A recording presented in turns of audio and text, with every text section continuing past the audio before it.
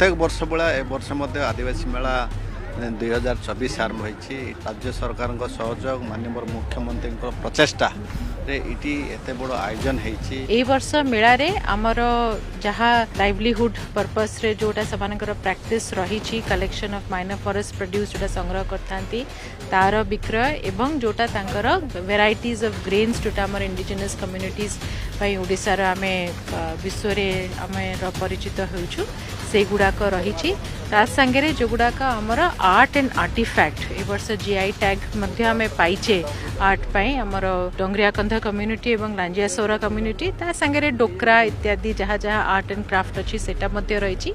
एथर आम 10टी जनजाति संप्रदाय जो यूनिक घर ताको एठारे बसा जाइए जोड़ा लोक मैंने जो देखा अधिक आग्रह सृष्टि करुच्ची। एथर 11 दिन जो उत्सव हम विभिन्न प्रकार कार्यक्रम सांस्कृतिक कार्यक्रम मनोरंजन कार्यक्रम जो मैंने आसवे देखापी व्यवस्था कर आम आशा करुचु मेला अधिक अधिक लोक आकृष्ट कर सफलता सहित संपन्न हो। आमर आदिवासी भाई भौणी माने जो आर्थिक स्थिति को किपरि बजाय रखिबे एवं ताकू किपरि भाव रे अन्य पाखरे निजर प्रोडक्ट जिनस अन्य पाखरे बिक्री बटा करबे राजधानी बिक्री बटा करबा पई एटा एक प्रयास करछि विभाग।